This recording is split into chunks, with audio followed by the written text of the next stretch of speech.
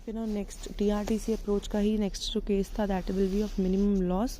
तो हमने कहा था कि पहले वाला डायग्राम ही होगा, बस इसमें थोड़ा सा जो चेंज होगा वो क्या था, हमने जैसे पहले मैंने बताया कि टीआर कर्व हमने गलत बना दिया था, इस टाइप से वो गलत हो गया था। तो अब हम क्या करेंगे, टीआर कर्व हम बनाएंगे अपवर्ड स्लोपिंग स्ट्रेट लाइन। ठीक है,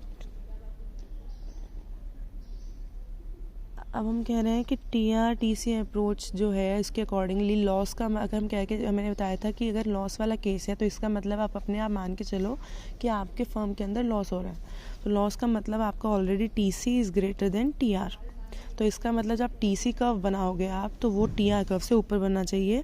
तो हमने ये बनाया इस टाइप से, मान लो ये हो गया टीसी।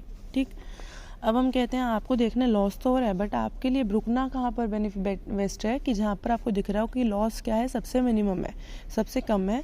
तो आपको दिख रहा है कि अगर आप देखोगे कि सबसे ज़्यादा जो यानी कि टीसी माइनस टीआर के बीच में जो गैप है, यानी कि टीसी का और टीआर के बीच में जो गैप है वो जहाँ पर सबसे मिनिमम होगा। ठीक है, मिनिमम होगा तो इसका मतलब लॉस भी वहाँ पर क्या होगा, मिनिमम। तो आप उस उतना आउटपुट प्रोड्यूस करना चाहोगे जहाँ पर आपका लॉस क्या हो जाए, मिनिमम। तो आपको दिख रहा है वो इस पोर्शन में हो रहा है कि यहाँ सबसे कम लॉस हो रहा है। तो इसका मतलब हम कितना आउटपुट प्रोड्यूस करेंगे, O Q not, because at this point this gap यानी कि ए बी कह लो या R1 कुछ भी कह सकते हो, A B, this A B is minimum here. अगर इससे बाद में जाएंगे तो लॉस बढ़ता जा रहा है और इससे इधर जाएंगे तो भी लॉस बढ़ता जा रहा है, because T C is greater than T are.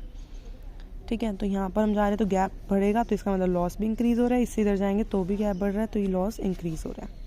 यहाँ पे वही रेवेन्यू कॉस्ट प्रॉफिट लॉस आ जाएगा आपका।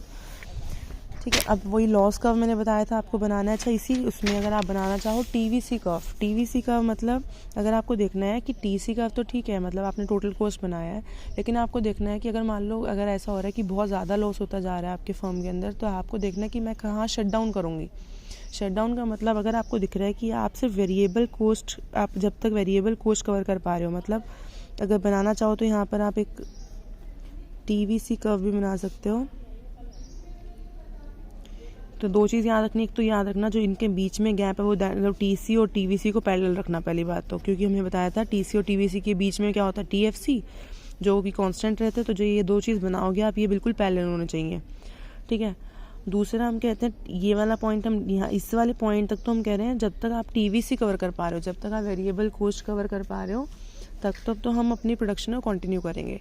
बट इनकेस अगर ऐसा होता है कि अगर आप टीवीसी भी आपका इससे नीचे चला गया, मतलब मान लो हम कह रहे हैं रिवेन्यू से टीवीसी भी नीचे चला गया, इसका मतलब आप वेरिएबल कॉस्ट भी कवर नहीं कर पा रहे हो, कि आप लेबर का खर्चा भी नहीं निकाल पा रहे हो, रॉ मटेरियल्स भी नहीं ले पा रहे हो, तो वहाँ पर आप अपना क्या कर दोगे, बिजनेस शट डाउन। तो इस पॉइंट तक आप क्या करोगे, प्रोडक्शन को कंटिन्यू करोगे, इससे नीचे क्या हो जाएगा आपका शट डाउन पॉइंट।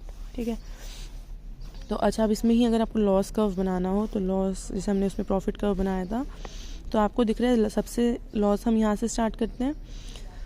ठीक है, अब देखो लॉस कर्व आप इस सबसे ज़्यादा लॉस कहाँ हो रहा है, यहाँ पे, क्योंकि दिख रहा है आपको यहाँ लॉस पहले इंक्रीज ज़्यादा था और कम कम कम कम होता जा रहा है, फिर यहाँ बिल्कुल कम लॉस हुआ, फिर से लॉस बढ़ रहा है।